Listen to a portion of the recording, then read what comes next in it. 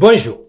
Comme annoncé, je me remets doucement d'une opération chirurgicale bénigne, mais qui fait que j'ai quand même le bas du dos, le très bas du dos pour être précis, découpé comme un rumsteak halal en fin de ramadan. Orifice supplémentaire mais heureusement provisoire qui double hélas mes chances de me la faire mettre profond par le gouvernement, lequel profite généralement de l'été et des surplus lubrifiants d'huile solaire pour faire passer les trucs les plus indigestes. Et il y a d'abord la loi Avia sur la haine en ligne, du nom de cette députée La République en marche, rendue célèbre pour avoir supposément mordu un chauffeur de taxi. Pour ce qui est de la ligne, elle l'a perdu depuis longtemps, mais elle semble au moins s'y connaître en matière de haine, car si c'était de l'amour, aimer son prochain comme on aime le poulet basquez nous renverrait direct à ces clichés dégoulinants de racisme répugnant de ces explorateurs dans une marmite à l'époque du Yabon Banania. Comme d'habitude, après Taubira, El Khomri et consorts, on fait passer les lois impopulaires auprès des gens, par des députés censés les représenter et dont seulement 33 ont voté contre, par des personnes issues de minorités, histoire de favoriser le vivre ensemble et de ne pas trop pointer du doigt les véritables instigateurs en cas de ruades intempestives du brave citoyen, tellement con, incapable de faire la part des choses, qu'il a besoin d'un gouvernement pour ne pas se muer en antisémite haineux au détour d'un tweet nauséabond violentant ses chastes oreilles. De même qu'il suffit de dire Shazam pour se transformer en super-héros, il suffit d'un mot de haine pour nous transformer en super-nazis, colonisateurs sexistes pédéphones. Heureusement, nous voici à présent protégés de propos toxiques auxquels il suffit désormais d'être considérés par des cons sidérants comme haineux, sans aucune définition juridique objective et impartiale du terme, pour obliger YouTube et autres Facebook, qui n'avaient pas vraiment besoin de cet encouragement, à effacer les contenus atteints de peste brune dans les 24 heures sous peine d'amende pouvant atteindre jusqu'à 4% de leur chiffre d'affaires. Outre le fait que casser le thermomètre est aussi efficace pour soigner la fièvre qu'un nu de Claire au petit dans une banque du sperme, il s'agit là d'une censure a priori qui ne fait que s'empiler sur le lot d'atteinte à la liberté d'expression qui atteint des niveaux pas vus depuis que la guillotine révolutionnaire semait les germes de la pensée unique. Si les actes violents, selon de qui ils émanent, sont de plus en plus impunis, on n'hésite plus à prononcer des peines de prison pour des mots ou des dessins, comme l'expérimente Soral et autres Dieudonné, seul noir qu'on a le droit d'insulter en France et qui, s'il n'est peut-être pas tout blanc, notamment dans son affaire de fraude fiscale, laquelle consiste au pire à refuser de se laisser prendre de l'argent qu'il a gagné, alors que les politiques détournent eux en toute impunité de l'argent qui n'est pas à eux, est, dans les faits, condamné pour toute autre chose. Si l'on considère avec Saint-Jean qu'au début était le verbe, ou le logos, et c'est une réflexion qui va bien au-delà de l'aspect religieux, lutter contre la liberté d'expression, c'est se couper de notre essence même. C'est le choix des apparences contre la réalité, de l'orgueil contre l'humilité, sans laquelle la suggestion de Socrate, connais-toi, toi-même, est aussi périlleuse que se torcher les fesses pour le capitaine Crochet et faute de contradictions logiques débouche sur les interrogations de genre et le LGBT. La parole, c'est dangereux parce qu'on ne sait pas vraiment d'où ça vient, sauf peut-être pour Marlène Schiappa qui doit avoir des connexions neuronales directes avec son utérus ou voire d'autres orifices dans la même zone géographique. Il nous semble qu'on construit une idée, qu'on l'exprime, puis qu'on en fabrique une autre, et ainsi de suite. En fait, quand on y prête attention, c'est plutôt comme si on ouvrait un robinet mystérieux dont on peut certes, dans une certaine limite, canaliser le flux, qu'on peut filtrer et enrichir selon la profondeur de notre réflexion, laquelle détermine la finesse du tuyau, mais la pression, elle, vient d'ailleurs.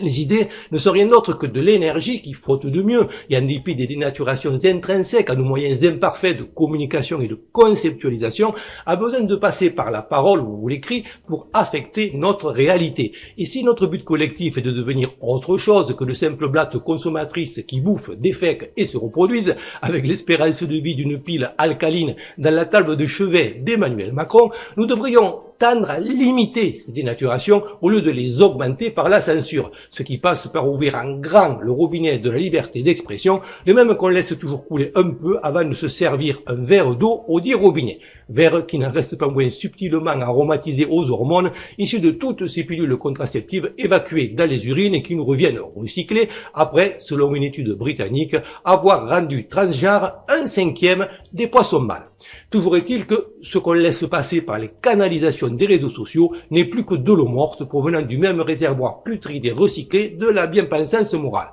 De l'eau sans vie, sans énergie, qui fait qu'à ce comportement de blatte, nous ajoutons celui d'un virus qui va se développer jusqu'à l'extinction complète de son hôte, lequel ne sera pas sauvé par des taxes carbone.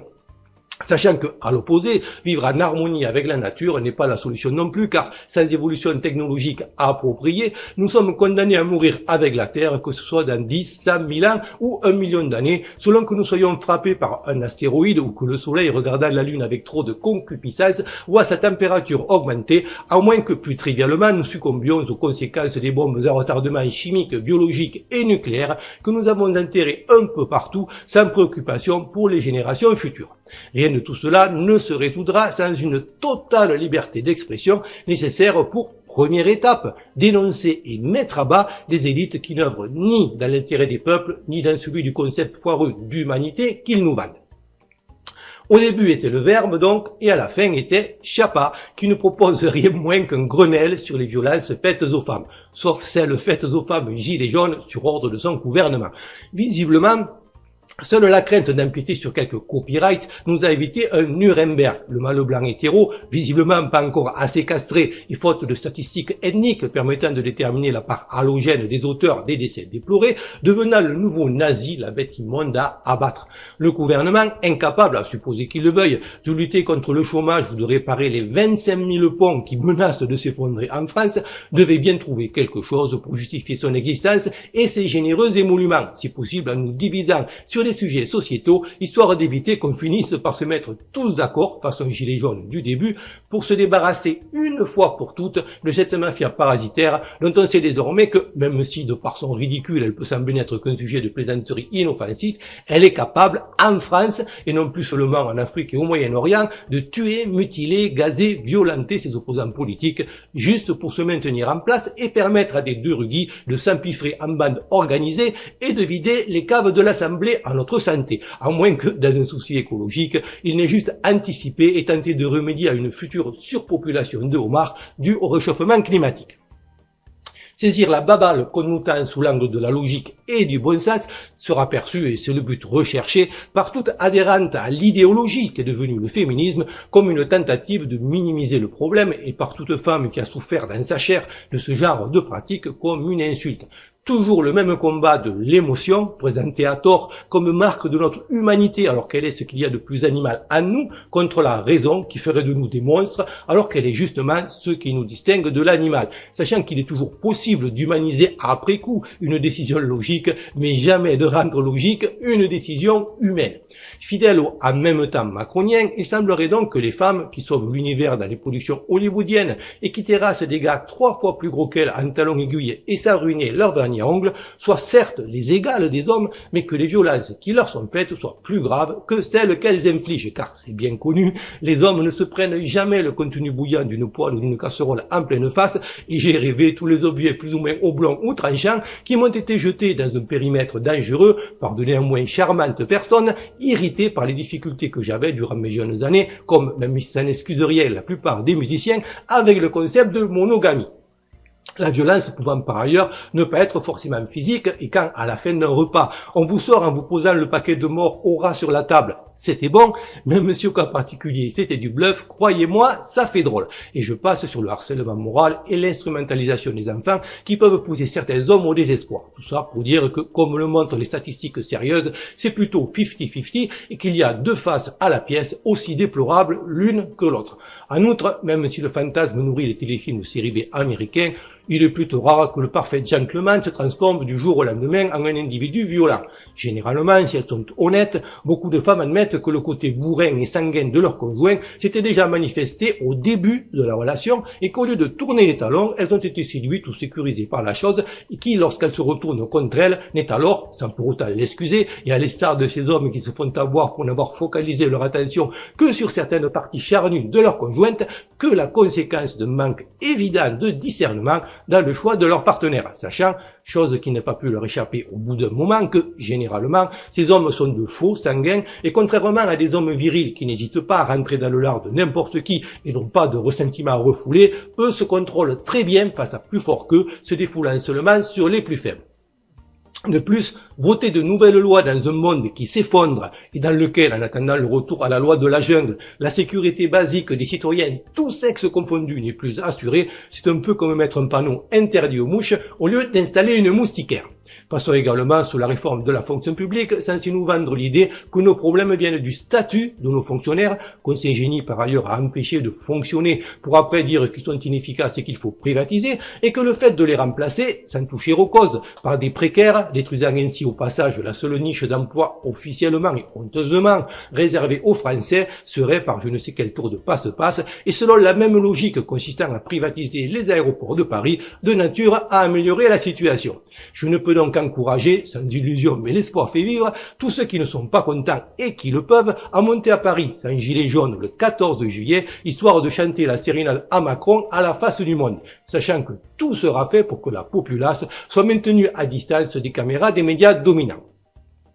Sur ce, j'ai le bas du dos qui commence à tirer et je retourne donc à ma convalescence. Le but de cette vidéo étant principalement de vous informer que j'ai beau n'être qu'amour et petite fleur et avoir la chance de n'avoir jamais eu à haïr personne, pendant que je mettais à profit cette pause forcée pour sous-titrer mes anciennes vidéos qui ne l'étaient pas, je me suis rendu compte que certaines avaient été censurées à l'insu de mon plein gré. L'eau monte donc à toute vitesse. J'ai donc, et ça fera plaisir à ceux qui me le demandent depuis longtemps, retranscrit la totalité de mes textes sur un vieux blog que j'ai réactivé pour l'occasion.